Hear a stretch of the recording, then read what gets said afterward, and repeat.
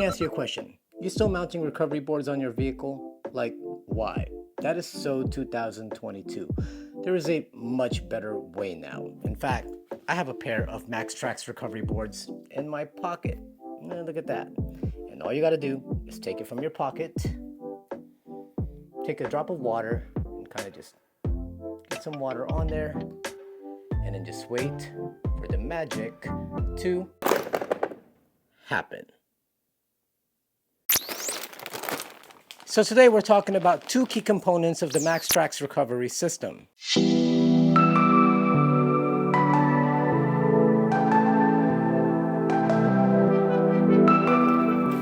Look, when it comes to recovery gear, there are just two things you shouldn't do. One, skimp out on buying really good quality equipment, and two, mounting recovery boards on your vehicle just because it makes your rig look cool, even if you don't know how to use them.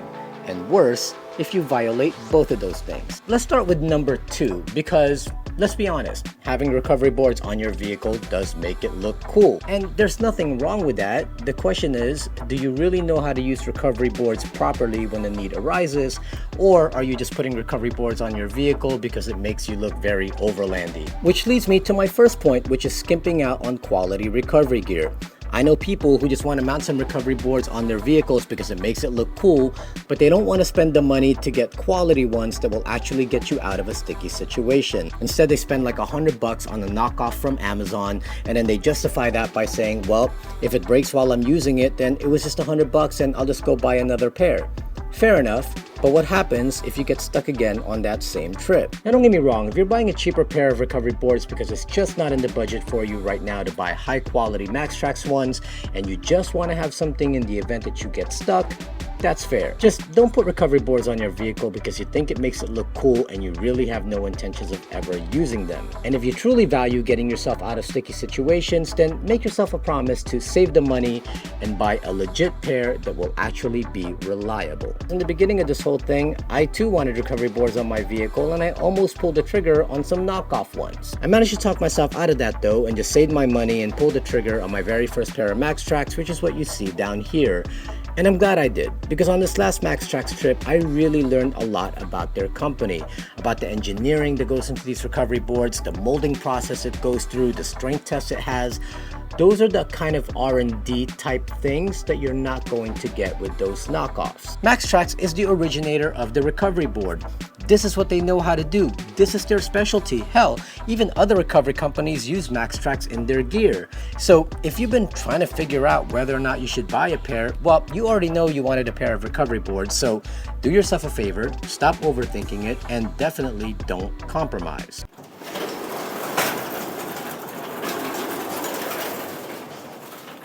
All right, so let's say you made the decision to actually go and invest in a pair of Maxtrax. The question now becomes, which one do you buy? Maxtrax basically has three types of recovery boards. You have your Maxtrax minis, which are about this sized, and they're good for smaller vehicles, UTVs, side-by-sides, those type of things. If you don't want to get the minis and you want something a little bit more substantial, then you can move up to the next one, which is the MK2s. If you don't want to spend so much on recovery boards, but you also don't want to skimp and buy some knockoffs, get the MK2s. They'll treat you very, very well. But let's say that you are constantly wheeling and you're constantly getting yourself stuck, then you can move up to the extremes. The main difference between the MK2s and the extremes, aside from looking even more badass, is that these have metal teeth that can be replaced. So like I said, if you're the kind of person that goes wheeling all the time and you find yourself basically destroying your recovery boards always, then instead of having to constantly buy recovery boards like this because you're eating up at the teeth, which by the way,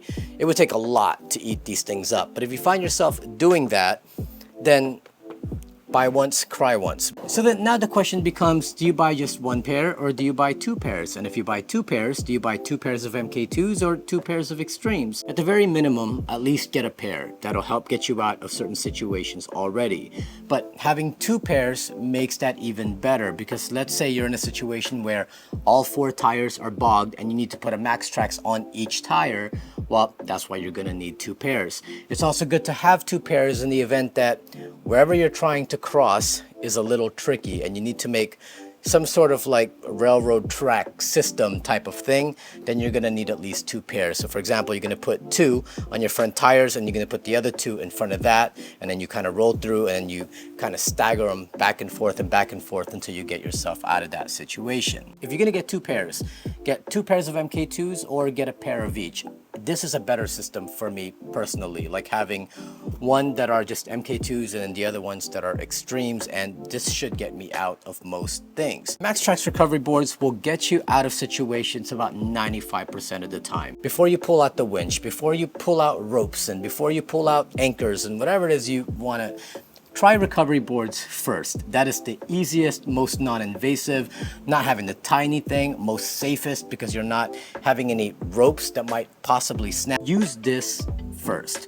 I live on the beach. I see people getting stuck in sand and here come other jeepers and they're pulling out winches and making the recovery just a lot more complicated than it need to be, when all they needed to do was take their Maxtrax, put it under the tire, and they would have gotten themselves out. At the bottom of these recovery boards, it's basically a shovel. And the first thing you're gonna wanna do is get all the sand and everything that's around the tire, clear it out of there. Don't just skip this part. Don't just jam these Maxtrax underneath there. Really try to clear up that area if you could. Then you take these and basically shove them underneath the wheel as deep as you can possibly go, which is why I said it's important to clear out that whole area so you can really get that in there. Then the next thing you're gonna wanna do is add the flags. You get a pair of these when you buy a pair of Maxtrax. Once you're using the Maxtrax, it can get buried in the sand or in the mud. Having these tied to these loops here and then having them be visible, after your recovery, you just find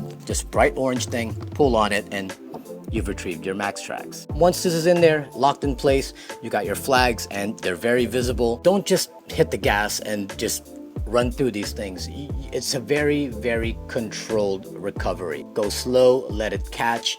Do not, and I'll tell you that right here, do not spin your wheels. So if you are still spinning, you're gonna need to dig out some more, jam it some more. You're gonna have to keep working at it until you actually get a bite. And then that's it. You've basically recovered yourself. Get out of that situation, retrieve your Maxtrax, mount them back up, and be on your way. Now, let's go ahead and get these mounted up. Now to mount the Maxtrax, I'm going to be using a pair of their brackets. Now these brackets are made directly by Maxtrax. I like how the ends of these are basically form fitted to fit the end of your Maxtrax nice and clean. When you get these things mounted up, you'll see that they like fall onto the Maxtrax nicely without any part of the bracket kind of sticking out. Also, I like that they have all these mounting options on here for wherever you're going to mount them to. It gives you a ton of different adjustability to go forward and backward. Now, this one's already put together, but I'm going to show you how to mount these Maxtrax pins to the ends of these. Speaking of pins, if you're going to be mounting a pair of MK2s, then you're going to need the standard pins. These, however, are not standard pins. These are what you call the hybrid pins, and you can tell they're the hybrid pins because on the ends of these there's this little X on there that allows you to mount a pair of MK2s on the bottom and a pair of extremes on top. The extremes fall actually a little bit thicker when stacked together than a pair of MK2s, so you're gonna need the kind of pins that will accommodate for that extra thickness, and that's what these will give you. Now to mount the pins, you're gonna need a 21mm box wrench. If you don't have 21mm, you can also use an adjustable wrench. On the bottom of these, you can just drop in the M8 bolts right there, and they're basically form fitted to those M8 bolts so it won't go anywhere. And on the other side, just go ahead and start screwing in your pins. Now you don't have to tighten too much, but just make sure that by the end of it, your pins line up to these lines that are on the bracket itself. That lets you know that it's perfectly straight on there. And also make sure that the flags are in the direction of whichever way your Maxtrax are going to fall. In this scenario, it's going to be falling like this. And that's basically it. Because I'll be mounting the Maxtrax onto the crossbar on my rooftop tent, I found it easier to just remove the crossbar and mount it off the vehicle. This will give me easier access when bolting it down. Using some M6 nuts and bolts, I mounted the brackets to the crossbars loosely so I can make adjustments. I wanted to make sure the boards would slide into the pin smoothly and that they laid directly in the middle of the crossbar. Once I got it where I wanted, I tightened up the bolts and reattached the entire assembly back on the rooftop tent.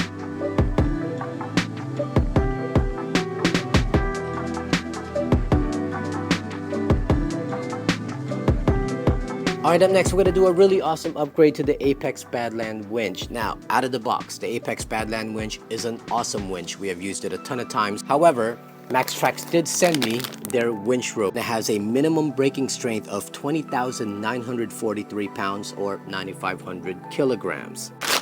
So here is the rope, and I'm going to be honest, when I first got this thing, my concern was, oh man, it's a light color. That's going to just show the dirt and grime a lot more as compared to the darker color that came with my winch. But this might actually be better for that exact reason. With this one, now I can wash it and then I can inspect the whole thing and make sure it's back to this light gray color, and I can see where it's still dirty where I couldn't do that with this. So another reason that makes me think that this is just going to be an awesome upgrade to my existing winch rope is the way the winch ropes are made. This is your standard winch rope, opens up like this, which is a good thing because if this were to ever break, you can kind of splice rope into itself and weave it through and create a new loop. Whereas this is just one solid piece, it's been coated over and it doesn't open up. But I actually like that better because if you've ever washed a winch rope before, then you know you kind of have to go through section by section to get all the dirt and grime and sand that gets stuck inside. I don't have to worry about that with this. It's all sealed up and I can just wash this a lot easier than I had to wash this one. To remove the old winch line, unspool the entire line and then remove the bolt holding the end of the rope with an Allen key. With the drum exposed, this was a great time to get in there and clean the winch cavity thoroughly. To put the new one on, slide the looped end of the winch rope through the fairlead and hold it down in place with the bolt we removed earlier. To keep the line from coming off the bolt, I spooled in about a foot of rope.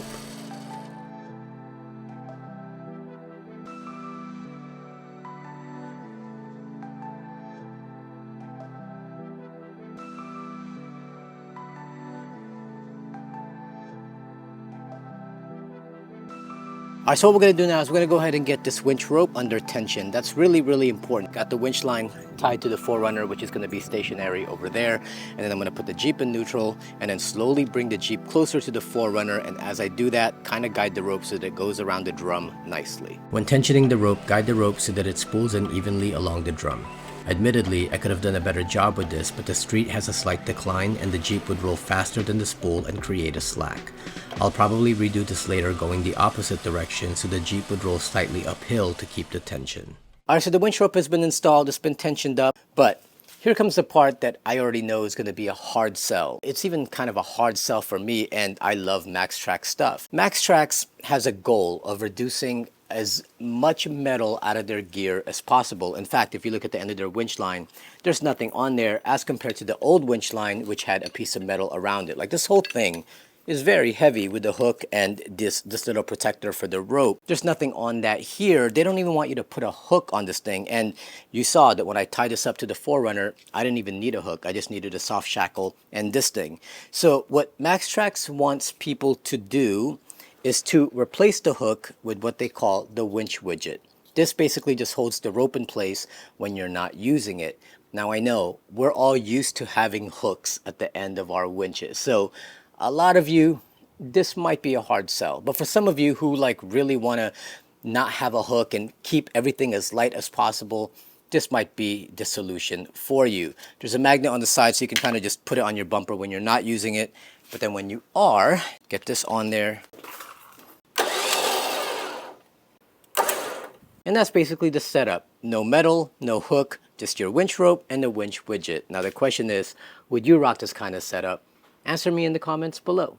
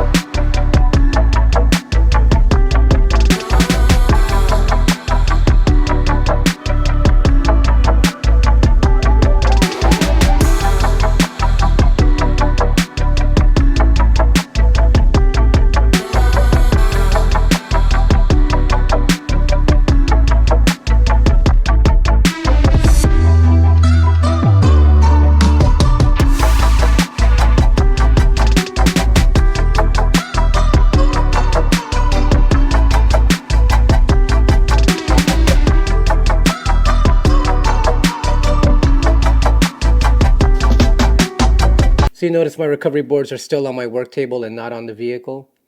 That's because I don't drive around with my recovery boards every day.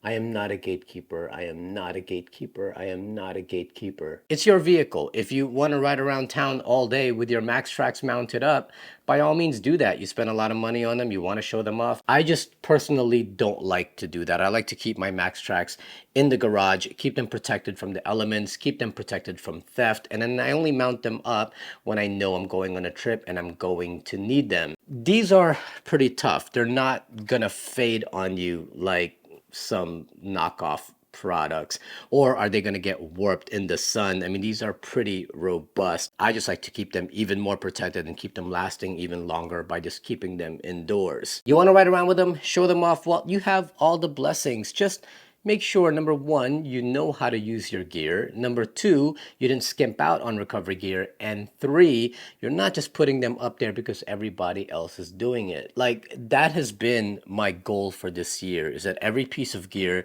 that's mounted to the vehicle or any piece of gear that I carry with me all has intention, all has purpose, and there's a reason why I'm bringing it along. But anyway, that's it. That is my comprehensive video on recovery boards. I hope you enjoyed it. I also hope you enjoyed the bonus footage on upgrading that winch rope. Next week, we're going to go into part 2, and I'm going to talk about the full Maxtrax recovery kit that comes in that bag. You definitely do not want to miss that. If you enjoyed this video, please make sure you smash, actually, no, not smash, send a fruit basket to that like button. Please make sure you subscribe to our channel, hit that notification bell so we can let you know when we're going to be releasing new videos, and also consider supporting us on Patreon. It gives you access to our videos earlier than everyone else, and it also gives you access to our live streams that we will be doing at the end of each month. Also, don't forget to follow us on Instagram at, which way? This way? Baptism Overland. My name is Asia Sampson, and I will see you next time. Oh, I'm about to lose some subscribers because I called them out. Oh well.